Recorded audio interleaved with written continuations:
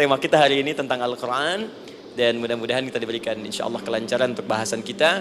Dan topik ini insya Allah akan memberikan banyak manfaat dari apa yang kita kerjakan dalam keseharian kita. Saya mohon izin untuk melambatkan bacaan karena tadi hanya mengantarkan saja. Teman-teman, kenapa mesti Al-Quran?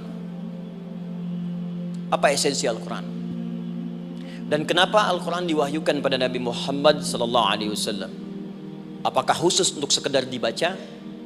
Atau ada satu nilai yang sangat penting yang justru itu mengandung nilai mukjizat yang paling dalam dari Al-Quran? Yuk kita mulai dengan Al-Quran surah kedua Al-Baqarah ayat ke-38, paling kanan sebelah atas. Disambungkan dengan Quran surah kedua ayat 185, paling kiri pertengahan di mushaf. Quran surah kedua ayat 38 dengan Quran surah kedua ayat 185. Saya mulai dari kisah Nabi Adam. Saya pelan-pelan. Nabi Adam saat diciptakan oleh Allah, kemudian diberikan informasi bahwa beliau akan bertugas di bumi, beraktivitas di bumi. Disampaikan di Quran surah kedua ayat 30, paling kiri sebelah atas. Wa idh qala rabbuka lil malaikati inni ja'ilun fil ardi khalifah. Kata Allah, dan pelajari, ingat ketika kami menyampaikan pada para malaikat, kami akan menugaskan satu makhluk manusia namanya Adam di bumi tugasnya untuk menjalani hidup di bumi. Nah, secara singkat, setelah Nabi Adam turun ke bumi di awal masa bersama Sayyidah Hawa ya alaihi wassalam, maka ternyata bersamaan dengan turunnya Adam dan Hawa ke bumi itu, mereka berdua dibekali petunjuk.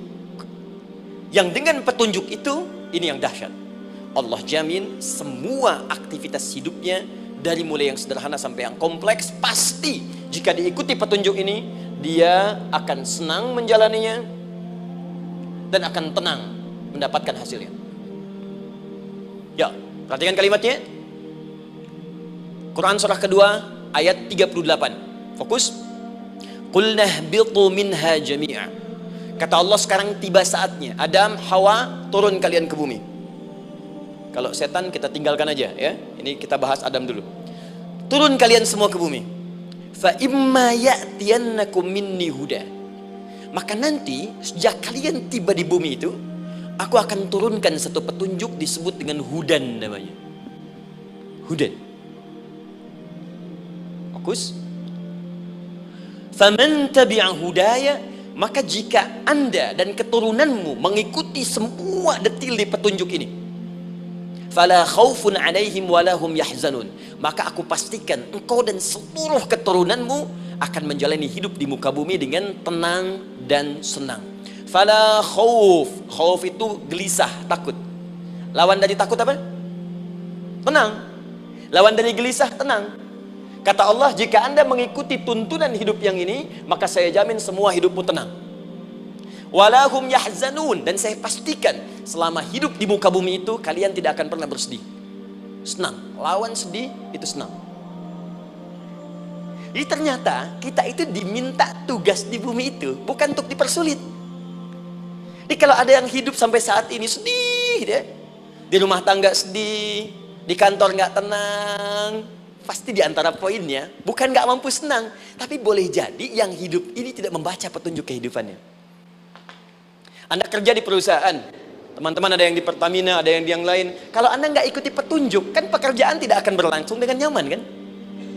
Kalau Anda nggak ikuti aturannya, bagaimana bisa mengerjakan petunjuk itu dengan nyaman?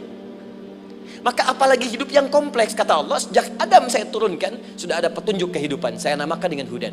Anda ikuti petunjuk ini, maka langsung jaminan dari Allah, semua yang Anda jalani dalam hidup, pasti saya jamin senang dan tenang.